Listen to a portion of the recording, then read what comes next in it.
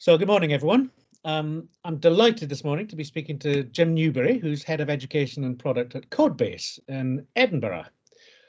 Jim, it'd be great if you could maybe just tell us a little bit about you, about what you've done in the past and about your time at Codebase. And also, perhaps just for those of us who don't know, or those people who don't know Codebase, I know Codebase very well, just tell us a bit about Codebase and who you are and what you do as well. Yeah, sure. Well, hi, John. Thanks for having me. Well, I'll talk about myself first.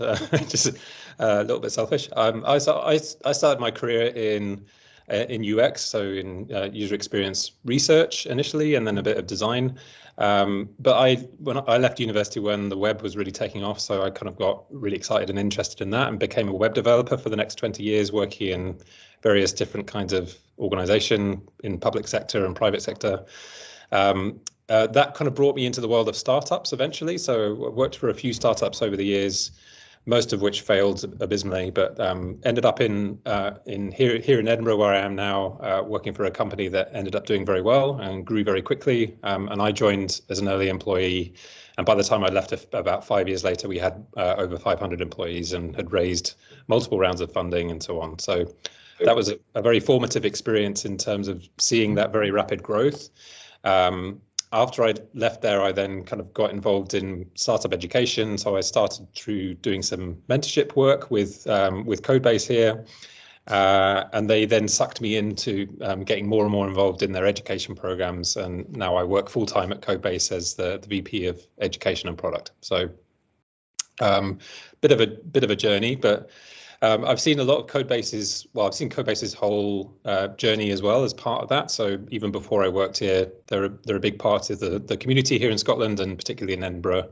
Codebase was started in 2014, and we started with about 100. Well, not 100. We started with about 10 to 20 companies in the building that I'm sat in right now in Edinburgh. Providing flexible office space for startups. And then we've really grown now into a kind of full ecosystem, tech ecosystem support organization. So we, as well as providing flexible office space, we also provide education programs and a community, and we also make connections through mentorship and through partnerships and through working with the wider ecosystem and running events and things like that. So we now have key contracts to operate all of those things with the Scottish Government, and also a couple of smaller contracts with the UK government departments as well as working with corporate partners on various things too. Right. Well, two things, Jim. First, it's and we'll maybe come back to this, but it's interesting how you said I've worked on lots of startups and most of them failed. Yes. Actually, that's but that's a really important. Oh, yeah, no, I'm sure.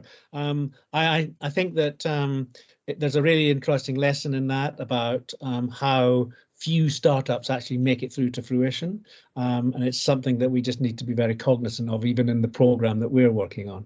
But also, I just wanted to say it's lovely actually hearing the story about Codebase, because I feel I've sort of been involved in Codebase for very many years. We were involved with Codebase when I was at the Design Council, and I remember getting Jamie down to speak in Birmingham at the Custard Factory, the creative the Custard Factory, and he was absolutely fantastic. I still have this memory of Jamie, who was the original founder, I think, of Codebase, in his immaculate three-piece tartan suit. Yeah, that's right. Absolutely amazing. Anyway, so look, Jim, we're obviously very pleased that you're partnering with our Healthier Working Lives program, and we've already seen two of the mentors that we're working with, Jim, Andy, and Callum, who've contributed on previous bulletins, and the great contribution that they're making. But I'd like to hear from you what you think your team and Codebase can bring to a program like Healthier Working Lives. Yeah, sure. I think Healthier Working Life fits into something we've been thinking about really for many years at Codebase, which is one of our key tenets that we have at Codebase, is that startups are for everyone. I think there's a bit of a, it's perhaps fairly common understanding that people think that startups are just for people with technical skills or a technological background of some kind that they can bring to the entrepreneurial journey. But not that we disagree with that; those are very useful skills. But actually, tech startups are open to people with lots of different backgrounds and perspectives and skill sets. So we've been exploring what that means, and that's that's actually quite a complex thing to explore, and we've done that through various means. So one of the things we do at Codebase is we do a lot of programs in specific sectors. So we run what we call bridge programs, where we work in with a partner organization in a specific sector, working with both incumbent corporate companies, so larger, more established companies, and startups who work in the same sector or industry, and bring them together and kind of shared learning experience. And an opportunity to connect and establish relationships between those kind of companies. So that's something we've done in various sectors, whether it's in the energy sector, in healthcare, but also to some extent in care as well. As we've explored those things, we've come across quite a few industries where there's more regulation than in other industries, but the regulation looks a bit different depending on which industry you're focused on. So regulatory environment in healthcare is different to the regulatory environment in energy, for example, in the energy sector. And that kind of shapes the nature of innovation and how innovation can and needs to happen in those sectors. And what we've seen is that there's a lot of commonality across those things, but there's also quite a bit of difference as well. So over the years, we've been establishing quite a good understanding of what each of those sectors' challenges are when it comes to innovation and kind of fostering bottom-up innovation in particular, the kind of innovation that startups work on. So it's an interesting one in care because it's a mixed private and public sector. So there's a lot of, there's obviously private companies working as alongside the public sector, which creates a really interesting environment for innovation. But it's also, and as you well know, it's a highly stressed sector with lots of challenges, particularly around the workforce, which Healthy Working Lives focuses on. Now, you can look at that negatively and it's right to focus on those particular challenges as well. But sometimes that also provides opportunity for innovation to not to take advantage of that, but to understand those constraints and work with a good understanding of those constraints. And that's where I think startups can contribute a fair amount, because the way that startups go from 0 to 1, as it's called, is from having absolutely nothing to having a product in the market, is by being extremely efficient and lean in their operations and approaches. Yeah. So I think that we've seen startups do this across lots of different sectors. Whether it's in a kind of straight business sector where they're selling office productivity software, or whether it's in a highly regulated industry where there are a lot more kind of barriers to innovation that getting in your way. The playbooks that we teach as part of our education programs and through mentorship and so on are they're not universal, but they can be adapted to different environments. And that process of adaptation for innovation in a particular sector is really interesting to us. And projects like Healthier Working Lives allow us to. There's a kind of two-way thing as we see it. So we're able to kind of show people and tell people what we've seen elsewhere, and we can do that through our mentors, Andy and Callum, as you mentioned. They worked in other sectors, so they bring their expertise from other sectors to bear onto a different sector. But we can also learn from you in terms of what particular challenges and what flavour of challenges exist in the care sector that this project gives us more exposure to. No, and I think that symbiotic nature is actually working extremely well at the moment. So yeah, that's right. Yeah, there's plenty of challenges, right? Challenges, yes. Certainly plenty of challenges, but that's good. That's good. Can we just go back to the thing we were talking about earlier about the failure sort of rate? Because it's difficult to miss just, you just read the paper every day, just how challenging it is currently to set up innovative new startups, and particularly to get funding for scaling up. I mean, what's your view of the overall market, maybe particularly the health tech market?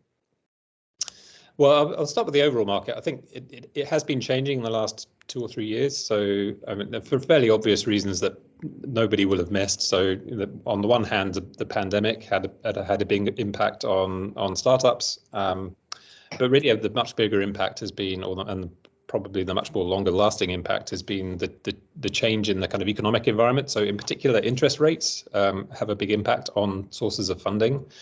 And I can go into lots of detail about why that is, but basically it means the source of where venture capital money comes from originally is things like pension funds and stuff like that. And those fund holders are now putting less money into venture capital, at least in the short term.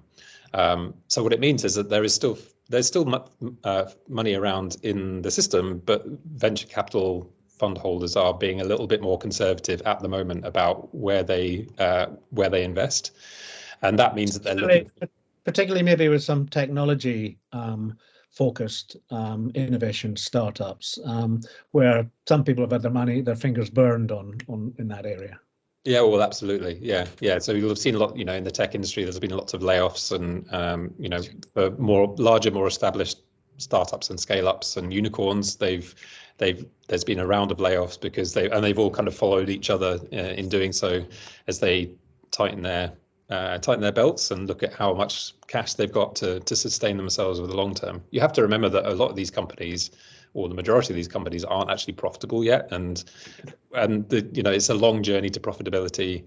I found out this week that Spotify, who've been around a long time, have not been making a profit for a number of years, and this year they went back into the black again for the first time for quite a few years, and that's a very popular product that's used by a lot of people. So I've given them enough money over the years to make them profitable. Well, that's right. You think, well, there's pretty much everyone I know has a Spotify account working in tech, because people are sat writing code at their computers and listening to Spotify. So the question is what they're doing with the money, right? And they're not giving it to artists, apparently. Subject for another day. Yeah, that's right. That's another topic. So, but the net result of this change environment is that the money has to go further. So when you do get investment, it's typically for a longer period of time. So the time between raising a round of investment and to the next round of investment can be a bit longer, or the expectation of what you actually do in that period of time is higher. What that means for companies is that they just have to concentrate much more on the fundamentals of what it means to create a sustainable business, which actually, when it comes to highly regulated industries, is actually a benefit anyway. So this is what you have to do anyway to create a startup in those sectors, is to demonstrate sustainability, because you're just not going to get customers from the likes of the NHS or in the care sector buying any products which may go away in 2 years' time, particularly if their infrastructure depends on it. So there's much more of a need to demonstrate that you're going to be around for a while. Totally. And to do that, you need good fundamentals in your business to show that you're going to be, you're not just existing until the next round of funding. And it just means that investors are now looking for that much more than they were as well. Yeah, sure. Good. Okay. So I'm sorry to do this, Jim. Mm-hmm. But I'm going to ask you about AI. Yes. We've all heard about it. We know it appears in the healthcare space already, and I'm sure there are huge opportunities. What's your view? Yes, I'm reluctant to answer this question because, there's the magazine version of that people want to hear, and then there's the kind of my answer is quite boring, I'm afraid. So I mean, one thing is I'm not a big fan of the term AI because it's actually a kind of collection of various different, not unrelated, but quite disparate technologies. And we, when we're talking to founders, we'll discourage them from putting AI in their pitch decks, for example, and actually talk more specifically about how they're going to use a specific technology, rather than just saying, hey, we'll use AI to do this, and that doesn't really mean anything. So but some of the technologies, and obviously all the kind of individual technologies within that big bucket of technologies, are moving at different paces and kind of getting traction in different sectors at different speeds as well, which makes it quite complicated to predict what's going to happen. So, but we've all seen what's happened with large language models, for example. So that's things like ChatGPT, and just in the last year or two, the explosion of kind of consumer interest in that, because of the availability of those tools to the general public. So just last week, I noticed that they've put in a Bing chat button into Windows, so you can now just get cracking on AI-driven chat from your Windows desktop and ask it all sorts of things. So that's kind of a sign of where things like that are going, which is, again, this kind of, that's like the next Google, where it's like generally available technology. I think for the purposes of this discussion, it's more interesting in the kind of hidden stuff that perhaps people don't get to see so much, where some of those technologies are then applied to specific use cases in specific sectors, which gets less press and is less exciting to people, but you have to dig around for. But often the ones that make the most difference. Exactly, and has the most impact as well. So I think what's happening is that you underlying these large language models, for example, is there's kind of platforms that are starting to develop underneath them. And OpenAI, for example, a couple of weeks ago announced that they're planning on creating more tools for people to be able to adapt their large language model to the particular use cases, which will start to see a flood of people building on top of these things for specific domains, which is going to be really interesting to see how that progresses.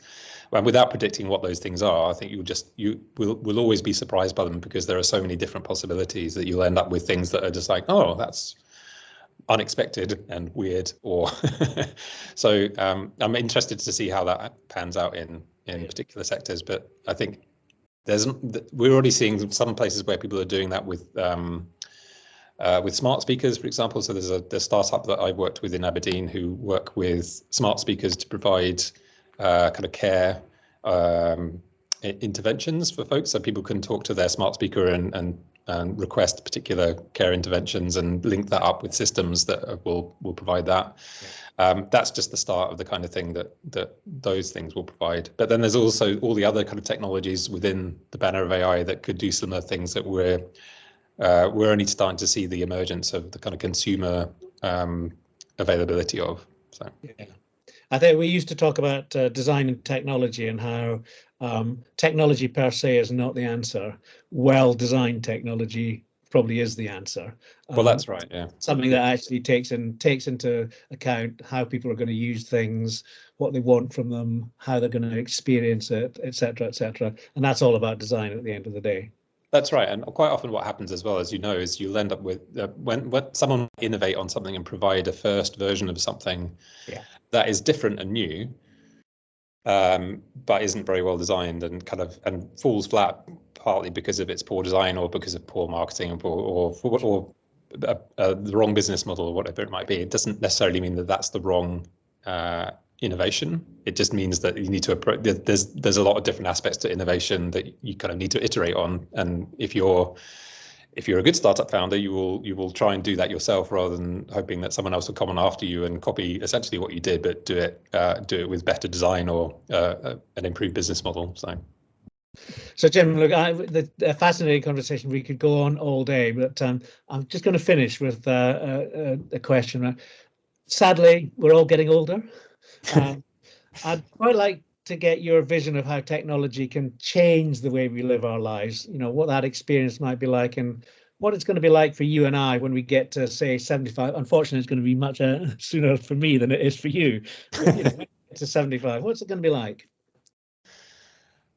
Again, I don't know about you, but I remember. So I'm a child of the 80s. So when I was a kid in the 80s, I had a copy of the Usborne Book of the Future. I don't know if you've ever come across that, but it's worth looking back at past predictions of the future that's already gone by. I used to watch Tomorrow's World. That's right. Yeah, I mean, just to see how wrong you can be. So looking at old videos on YouTube of Tomorrow's World and things like that.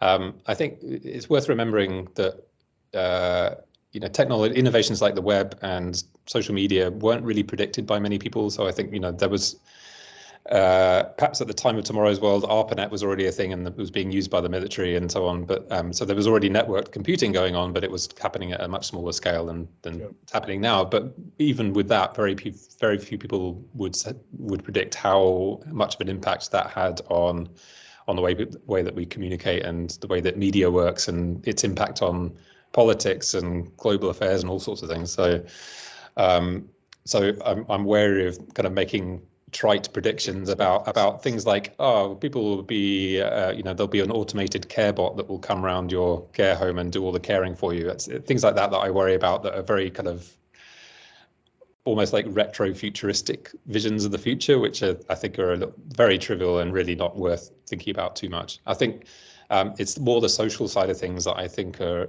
the things that actually impact how we interact as humans with each other and our attitudes toward each other. So I think I'm hoping that there'll be we'll see the kind of innovation that will mean that people will increase the kind of importance of care in public policy and in people's general attitudes. I think one of the things that might help is that, you know, we've got an aging population now who are that first wave of people who kind of grew up on the internet and grew up with this technology. So we're still a lot of the conversation now is that the people who are currently in care homes aren't particularly tech savvy, but that's changing very, very quickly. And that's going to create demand for more kind of technological innovation within the care sector by itself.